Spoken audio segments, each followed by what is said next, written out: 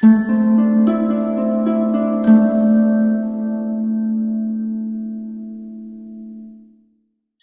GST input tax credit पे मैं थोड़ा सा आप लोगों का ध्यान चाहूंगा।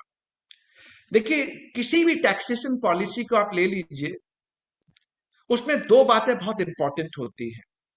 पहली बात कि मेरा आउटवर्ड टैक्स यानी जो मैं सेल करता हूं उस पे जीएसटी लगता है, सबको मालूम है।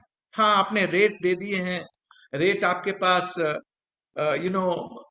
3% की है, 5% की है, 12 की है, 18 की है, 28 की है, कॉम्पेंसेशन सेस है। एज ए ट्रेड हम बार बार गवर्नमेंट से ये कह रहे हैं, और आप मेरे से सहमत होंगे कि भाई आप बार बार जो फ्रीक्वेंट चेंज करते हैं ना, ये हमें समझ में नहीं आता। आप तो सबसे पहले जीएसटी की रेट रैशनलाइज कीजिए। ये 5-6% के जो स्लैब हैं, इनको कम करके 2 या 3 टायर पे लेके आइए, पहली बात। और दूसरी बात, आप एक लॉन्ग टर्म पॉलिसी बनाइए, एक व्हाइट पेपर बनाइए कि आने वाले टाइम में अब हमारे 3 स्लैब होंगे और 3 स्लैब में हम ऐसे ऐसे टैक्सेबल करेंगे। और उस व्हाइट पेपर को आप पब्लिक डोमेन पे डाल दीजिए, जिससे लोगों को मालूम पड़े कि आपकी इच्छा क्या है। और फिर इसे बार बार चेंज मत कीजिए। 18 जुलाई बीच में से चेंज कर दिया, अब किसके पास क्या स्टॉक पड़ा हुआ है, पहले का स्टॉक पहले एग्जेम्प्टेड था, अब टैक्सेबल होगा, तो उस पे क्या होगा, रेट की डिफरेंस, कई चीजें, कई प्रॉब्लम ट्रेड में आ जाती हैं। अरे कोई चीज चेंज भी करनी है तो cut off beginning of the time period लीजिए ना, जो मंथ के बिगिनिंग से स्टार्ट होता हो। और फ्रीक्वेंट चेंजेस सर्टेनिटी नहीं देते, प्लीज नहीं देते। आई होप आप मेरे से सहमत होंगे। आप चाहें तो अपनी बात भी चैट बॉक्स में डाल सकते हैं। ये तो आउटवर्ड हुआ। अब दूसरा जो इंपॉर्टेंट एस्पेक्ट किसी टैक्सेशन सिस्टम का है, वो है सीमलेस फ्लो ऑफ क्रेडिट। यानी जो मैं अपने परचेज के ऊपर जीएसटी पे करूं, उसकी मुझे क्रेडिट मिल जाए, उसकी मुझे क्रेडिट मिल जाए। And this credit I must use for discharging my output tax. GST value added tax है, यानी वैल्यू एडिशन पे टैक्स लगेगा। मैन्युफैक्चरर ने 100 रुपए पे 18% लगाया, डिस्ट्रीब्यूटर ने 110 पे लगाया तो 10 रुपए पे वैल्यू एडिशन पे टैक्स देगा। डीलर ने 120 पे लगाया, वो 10 रुपए पे देगा। उसने रिटेलर को बेच दिया, रिटेलर 130 पे लगाएगा, वो 10 रुपए पे देगा। अल्टीमेटली 130 रुपए पे कंज्यूमर के पास चार्ज होना है, वैल्यू एडेड टैक्स। यानी मेरी परचेज के ऊपर मुझे क्रेडिट मिल जाए। पर जीएसटी में आज सबसे बड़ी विडंबना क्या है मालूम है? क्रेडिट आसानी से नहीं मिलता। इतने सारे इनने राइडर डाल दिए हैं। वो हम लोग सांप सीढ़ी वाला खेल खेलते थे बचपन में कि 100 तक कौन पहुंचेगा। और आप सब मेरे से सहमत होंगे, जीएसटी में क्रेडिट लेना कुछ ऐसा ही है। एक स्टेप्स आगे बढ़ते हैं, वहां पे कोई राइडर है, दूसरा स्टेप्स लेते हैं, वहां कोई राइडर है। तो हमारे लिए चैलेंजेस बने हुए हैं। We got lot many challenges around. तो आज मैं 2-3 challenges GST input tax credit पे डिस्कस करूंगा। देखिए, आज सबसे ज्यादा प्रॉब्लम क्या आ रही है मालूम है? सबके पास नोटिस आ रहे हैं कि जो हमने जीएसटीआर 3B में क्रेडिट ली, वो 2A में नहीं आ रही, वो 2A से मैच नहीं करती है। तो 2A होता क्या है? सब मैं मान लीजिए सप्लायर हूं दिल्ली में, और आप सब मेरे बायर हैं पंजाब में, और मैंने जीएसटीआर 1 भरना है। मैं जीएसटीआर 1 भरूंगा तो आपके 2A में आ जाएगा या आपके 2B में आ जाएगा, राइट? अब आप क्रेडिट लेते हैं अपने जीएसटीआर 3B में, बट आप समझने की कोशिश कीजिए, आज ये जो नोटिस इशू कर रहे हैं 2017-18 के, 18-19 के, 19-20 के, पुराने सालों के ये नोटिस इशू कर रहे हैं, तो हमें समझना पड़ेगा इस 2A का कोई रिलेवेंस है क्या? क्या बायर की क्रेडिट, आप जो पंजाब में बैठे हैं, आपकी क्रेडिट क्या 2A पे डिपेंडेंट है क्या? ये समझना पड़ेगा। तो देखिए, मैं लॉ की पोजीशन आपको बताता हूं। अगर मैं लॉ की रीडिंग पढ़ूं ना, लॉ का प्रोविजन पढ़ूं, अगर मैं लॉ में 2A की बात कहीं पे नहीं की गई है, कहीं पे नहीं की गई। Under section 16 sub section 2 4 condition होती हैं। आपको अगर क्रेडिट लेनी है तो आपको 4 कंडीशन सेटिस्फाई करनी है। क्या करनी है?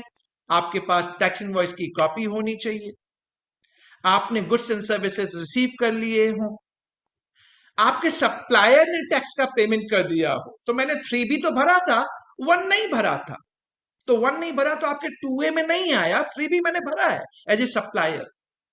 और चौथी कंडीशन है कि आप as a buyer, as a recipient, आप रेगुलरली अपनी जीएसटी का रिटर्न भर रहे हो। 2A कहीं नहीं था। पहली बार इनने 5वां कंडीशन डाली जो 1 जनवरी 2022 से एप्लीकेबल है। उसमें कहा था कि एक क्रेडिट आपकी 2B से मैच होनी चाहिए, 2B से मैच होनी चाहिए। तो 2A तो कहीं नहीं था।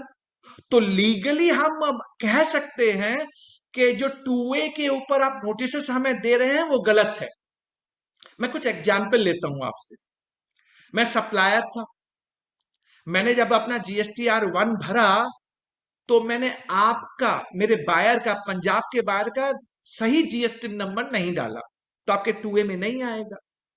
तो क्या आपको क्रेडिट नहीं मिलेगी? B2B सप्लाई थी मेरी, registered supplier to registered recipient. मैंने B2C, सप्लायर ने B2C कैप्चर कर लिया और अमेंड किया ही नहीं उसमें। तो क्या आपको as a buyer, as a recipient, आपको क्रेडिट नहीं मिलेगी क्योंकि 2A में नहीं आ रहा? मेरी इंटर स्टेट सप्लाई थी IGST वाली, गलती से मैंने उसे इंट्रा दिखा दिया, आपके 2A में इनएलिजिबल दिखा रहा, तो आपको नहीं मिलेगी। सर, मेरी सिल्वर लाइनिंग आपको गाइडेंस ये है कि 5वीं कंडीशन जो 2B की बात करती है 1 जनवरी 2022 से, पुराने पीरियड के लिए 2A का कोई लेना देना नहीं है। मैंने अगर चारों कंडीशन सेटिस्फाई कर दी, टैक्स इनवॉइस की कॉपी है, गुड्स एंड सर्विसेज रिसीव हुए, मेरे सप्लायर ने टैक्स का पेमेंट कर दिया, as a buyer, as a recipient मैं रेगुलरली जीएसटी रिटर्न भर रहा हूं, तो मुझे क्रेडिट मिलेगी, 100% मिलेगी।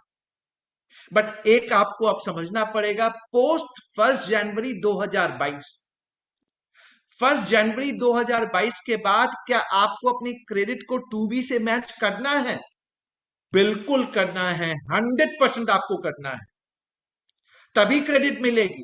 लेकिन मैं 2 सिचुएशन आपके सामने डालता हूं कि आपके 2B में आ रहा है फिर भी आपको क्रेडिट नहीं मिलेगी, और 2B में नहीं आ रहा फिर भी आपको क्रेडिट मिलेगी। यानी जीएसटी इतना आसान नहीं है। एक एग्जाम्पल ले लेते हैं। मान लीजिए 30 जून को मैंने दिल्ली से इनवॉइस रेज किया, मैं सप्लायर हूं, 30 जून को मैंने रेज किया, मैंने अपनी GSTR 1 जून मंथ में दिखा दिया, आपके 2B में भी ऑटो पॉपुलेट हो गया जून मंथ के लिए।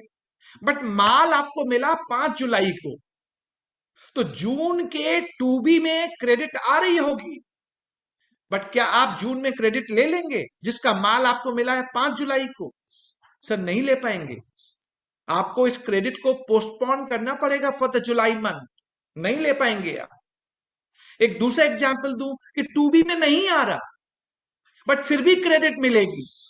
वो कैसे एग्जाम्पल हो सकते हैं कि मान लीजिए आपने इंपोर्ट ऑफ गुड्स किया, बिल ऑफ एंट्री हम फाइल करते हैं इंपोर्ट के टाइम पे, जब कस्टम ड्यूटी, IGST पे करते हैं, वो कई बार ऑटो पॉपुलेट नहीं होती GSTR 2B में, तो क्या आपको क्रेडिट नहीं मिलेगी? इंपोर्ट ऑफ सर्विसेज आपने रिवर्स चार्ज में पे किया IGST, क्रेडिट नहीं मिलेगी। रिवर्स चार्ज की लायबिलिटी आपने पे की है जो आपने अनरजिस्टर्ड सप्लायर से ली है, जो 2B में ऑटो पॉपुलेट नहीं हो रही है, आपको क्रेडिट नहीं मिलेगी? बिल्कुल मिलेगी, 100% मिलेगी। And that is what I am telling you, that is what I am telling you. अब देखिए, कई चीजें जो हम डिस्कस कर रहे होते हैं तो इसमें और भी कई चीजें निकल के आती हैं। ITC में दूसरी प्रॉब्लम क्या है मालूम है? Pan India. मैं आपका सप्लायर हूं, आप सभी मेरे पंजाब के बायर हैं, आपने पेमेंट तो मुझे कर दिया लेकिन मैंने गवर्नमेंट को जमा नहीं कराया। आप पंजाब के बायर हैं, आपने सारा पेमेंट मुझे कर दिया, मैं सप्लायर हूं दिल्ली का, पर मैंने GST जमा नहीं कराया। गवर्नमेंट कहती है आपको मैं क्रेडिट नहीं दूंगा, बायर को क्रेडिट नहीं दूंगा। क्यों नहीं दूंगा भाई बायर को क्रेडिट? मैं ये पूछता हूं, क्यों नहीं देंगे आप? आपने दोनों, सप्लायर एंड रिसिपिएंट दोनों को रजिस्ट्रेशन दिया था। अगर सप्लायर ने GST जमा नहीं कराया अगर सप्लायर ने जीएसटी जमा नहीं कराया तो सप्लायर डिफॉल्टर है, सप्लायर को जीएसटी पे करना चाहिए और डिपार्टमेंट को जाके सप्लायर को पकड़ना चाहिए। वो बायर से क्यों कह रहे हैं कि तुम्हें क्रेडिट नहीं मिलेगी? और मैं लीगली इस बात को आर्ग्यू कर सकता हूं। इन प्री जीएसटी कई जजमेंट थे। सुप्रीम कोर्ट का जजमेंट है के इंडस्ट्रीज जो सेंट्रल एक्साइज में था। वैट का जजमेंट है दिल्ली हाई कोर्ट का Arise India. Lot many judgment in favour of a tax payer. You can't deny credit to the buyer for the fault of supplier of non-payment of taxes. GST में भी similar case Madras high court में गया, D Y बेथल enterprises. उसमें भी यही dispute था कि supplier ने टैक्स कलेक्ट करने के बाद भी जमा नहीं कराया। डिपार्टमेंट बायर के पास पहुंच गया और बायर से कहने लगा तुम्हें ये क्रेडिट नहीं मिलेगी, तुमको ये क्रेडिट रिवर्सल करनी पड़ेगी along with interest and penalty. उसे रिट पिटीशन फाइल करनी पड़ी मद्रास हाई कोर्ट में।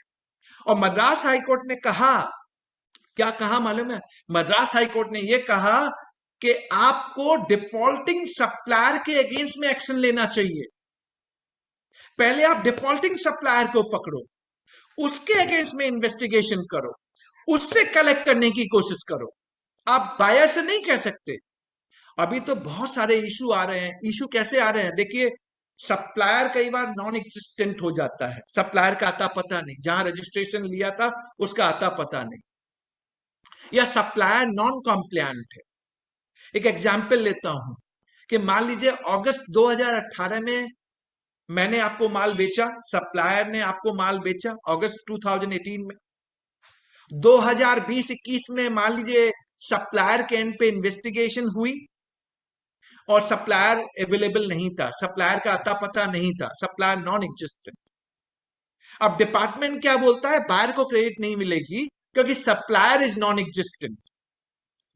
ये भी केस हाई कोर्ट में एज ए रिट जा रहे हैं।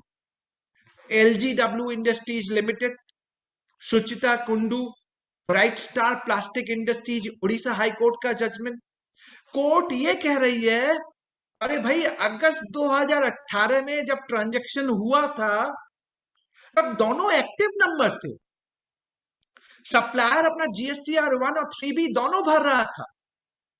बायर भी एकदम बोनाफाइड था, उसे मालूम था और वो प्रॉपर तरीके से चीजों की क्रेडिट ले रहा था। अब 2020 में अगर वो नॉन एग्जिस्टेंट हो गया, उसकी वजह से आपने उसका रजिस्ट्रेशन विथ रिट्रोस्पेक्टिव डेट आपने कैंसिल कर दिया, तो अगस्त 2018 की ट्रांजैक्शन बोगस थोड़ी हो जाएगी। डिपार्टमेंट को प्रूव करना पड़ेगा कि बोगस ट्रांजैक्शन है। देयर शुड बी कनाइवेंस कि सप्लायर और रिसिपिएंट मिले जुले हैं। Just because supplier non existent है, आपने उसका रजिस्ट्रेशन रिट्रोस्पेक्टिव डेट से कैंसिल कर दिया, उसे क्रेडिट नहीं मिलेगी, ये बात समझ में नहीं आती। That is the Odisha high court judgment and Calcutta high court judgment. तो मैंने आपको ये वाली बात भी समझाने की पूरी कोशिश की। अब एक पार्ट और जीएसटी इनपुट टैक्स क्रेडिट का कर लूं, फिर मैं आपके क्वेश्चन भी लूंगा। जीएसटी में सबसे बड़ा थंब रूल ये था, सीमलेस फ्लो ऑफ क्रेडिट, कि जो हम परचेज करेंगे उसकी हमें क्रेडिट मिल जाएगी। यही था ना? नहीं मिल रही। आज की डेट में बहुत चैलेंजिंग टास्क है। और जीएसटी लॉ में भी इनने ऐसे प्रोविजन डाल दिए हैं कि इवन दो वो बिजनेस से रिलेटेड है फिर भी वो आपको क्रेडिट नहीं मिलेगी। जैसे एग्जाम्पल ले लीजिए कि मान लीजिए आप पंजाब में अपना होटल बना रहे हैं, होटल कंस्ट्रक्ट कर रहे हैं। अब होटल कंस्ट्रक्ट करने के लिए आपने मुझे कॉन्ट्रैक्ट दिया, मैं कॉन्ट्रैक्टर हूं, तो मैं जीएसटी लगाऊंगा। मैंने होटल आपका बना दिया, मॉल बना दिया, होटल कंस्ट्रक्ट कर दिया, या मॉल कंस्ट्रक्ट कर दिया, या फैक्ट्री कंस्ट्रक्ट कर दी, या फिर मैंने आपकी ऑफिस कंस्ट्रक्ट कर दी। आप उसी होटल को, उसी मॉल को आप कमर्शियल लेट आउट करेंगे, उस पर जीएसटी भी आप चार्ज करेंगे आउटवर्ड के ऊपर। बट क्वेश्चन ये है, क्या कंस्ट्रक्शन के ऊपर जो आपके कॉन्ट्रैक्टर ने जीएसटी चार्ज किया उसकी क्रेडिट आपको मिलेगी? उसकी क्रेडिट आपको मिलेगी? सेक्शन 17 सबसेक्शन 5 क्लॉज सी और क्लॉज डी बोलता है क्रेडिट मैं दूंगा नहीं। अब आप बताइए, अगर GST seamless flow of credit है, अगर object clause of GST seamless flow की बात कर रहा है, बिना फैक्ट्री के मैं कंस्ट्रक्शन, बिना फैक्ट्री के मैं मैन्युफैक्चरिंग कर सकता हूं? बिना ऑफिस के क्या मैं सर्विस दे सकता हूं? बिना होटल के लेट आउट हो सकता है क्या? बिना मॉल के कॉमर्शियल लेट आउट हो सकता है क्या? नहीं हो सकता। बट क्रेडिट नहीं मिलेगी, और ये लिटिगेशन में जा रहे हैं सारे केसेस, और लिटिगेशन चल रही है। आज की डेट में एक और प्रॉब्लम जीएसटी में क्या आती है मालूम है? इनको बस ये कहना है कि ये इनएलिजिबल क्रेडिट है, फ्रॉडुलेंट क्रेडिट है, हम क्रेडिट नहीं देंगे, और हमारा ई क्रेडिट लेजर ब्लॉक कर देते हैं ये लोग। हमारा ई क्रेडिट लेजर ब्लॉक कर दिया जाता है। हो सकता है क्या? अभी मैंने राजस्थान हाई कोर्ट में एक रिट डाली थी, और रिट इसी बात पे डाली थी कि जो इनने मेरा ई क्रेडिट लेजर ब्लॉक किया, इनने पहले मुझे अपॉर्चुनिटी ऑफ बीइंग हर्ड नहीं दिया। मुझे एक अपॉर्चुनिटी तो देते, मैं अपना बात रख सकूं। एक रीजेंट ऑर्डर पास करना चाहिए था इनको। जस्ट रूल 86A में गए और मेरा E credit ledger blocked, only pretext कि ये फ्रॉडुलेंट क्रेडिट है। This can not be, this is violation of principle of natural justice. हो नहीं सकता ये, it should not be done, and that is what they are doing. मैंने writ court में यही डाला, रिट में यही प्रेयर डाली कि मिलॉर्ड, इनने जो मेरा ई क्रेडिट लेजर ब्लॉक किया है, एक रीजन ऑर्डर पास नहीं किया, एक अपॉर्चुनिटी ऑफ बीइंग हर्ड इनने मुझे नहीं दी। जबकि section 75 subsection 4 of CGST act हमें बोलता है कि जब डिपार्टमेंट कोई भी एडवर्स ऑर्डर पास करेगा तो उन्हें एक रीजन ऑर्डर, मुझे अपॉर्चुनिटी ऑफ बीइंग हर्ड देना पड़ेगा। नहीं हो रहा। आप सर्च सीजर में चले जाइए, कितनी सर्च होती है, और उस सर्च के दौरान there is threatening tactics, coercive action, हमसे जीएसटी जमा करवाया जा रहा है। इंस्ट्रक्शन इशू कर दिया है सीजीएसटी ने, लाउडेबल वन। उन्होंने कहा है कि आप सर्च एंड सीजर के केस में जहां इन्वेस्टिगेशन आप कर रहे हैं, आप डिपॉजिट नहीं कराएंगे जब तक कि टैक्स पेयर एग्री ना करे। पर ग्राउंड लेवल पे ये सारी बातें कहां हो रही हैं?